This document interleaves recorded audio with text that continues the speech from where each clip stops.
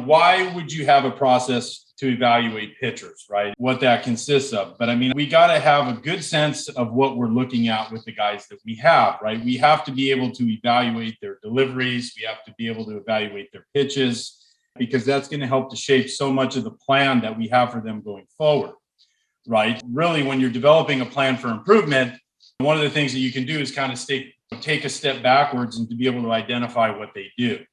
What can I do with the knowledge I have to help that pitcher get on the right path, right? To be able to develop and get the most out of that pitcher that we have. And one of the things that I want to do this first is I don't want there to be a sense that, we feel like you have to change everybody, right? Sometimes you evaluate things to really identify the things that you predict might need some adjustments, but also the things that you think that might not need adjustments in the future, right? So that's something that's important to remember. The evaluation steps that I take, if I get a new pitcher in the organization, we have over 100 pitchers with the Cardinals. We sign a lot of new pitchers every year through the draft. We get guys from the Dominican international players. But these are also steps, obviously, that you can use in season. Maybe you've fallen off track or going really well, and little checkpoints that you have. But the first step that we're going to review is evaluating the performance history of the pitcher. The second step is what kind of delivery does the pitcher have? How does he move? The third step we're going to get into is fastball types, different type of fastballs guys have and how that can shape their approach. And then step 4 will be secondary pitches, what they do with their secondary pitches and why and how that can help shape their approach.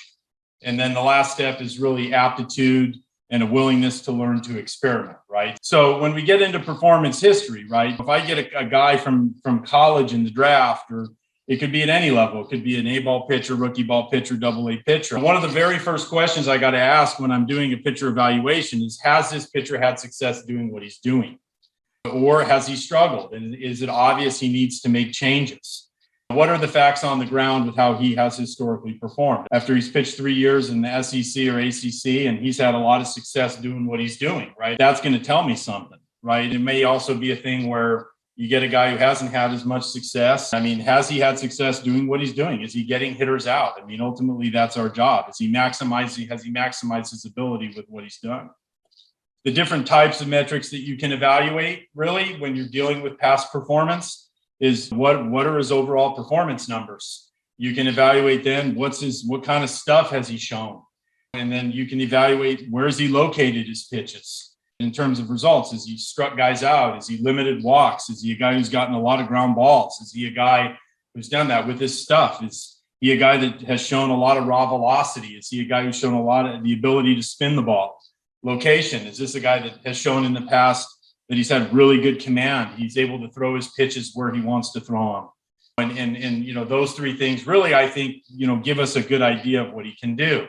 And when we're dealing with results-based stuff, you can look at strikeout percentages. You can look at walk percentages. You can look, does he get ground balls? Or I could have put pop-ups or lazy fly balls in there too.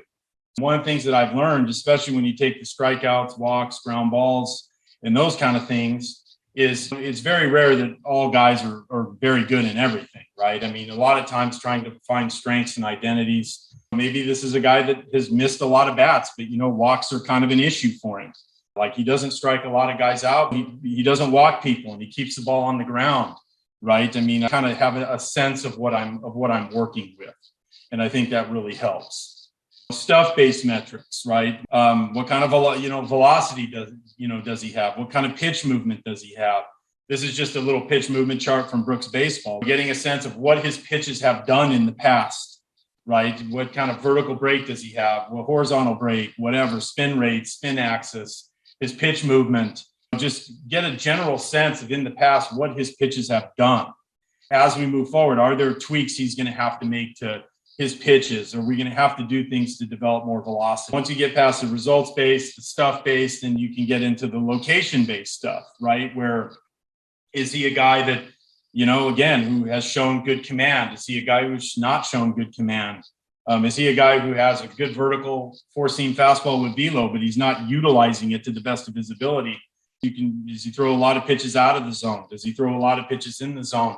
In reality, for me, is it kind of goes back to where if I can get an understanding of what his stats were via strikeouts, walks, ground balls, pop-ups, and then evaluate that with his pitch movement, I'm really able to get a pretty good sense of what this guy has done, right? So that's step one, is just the importance of it. Going back to it is really just kind of understanding, like, what has this guy done in the past?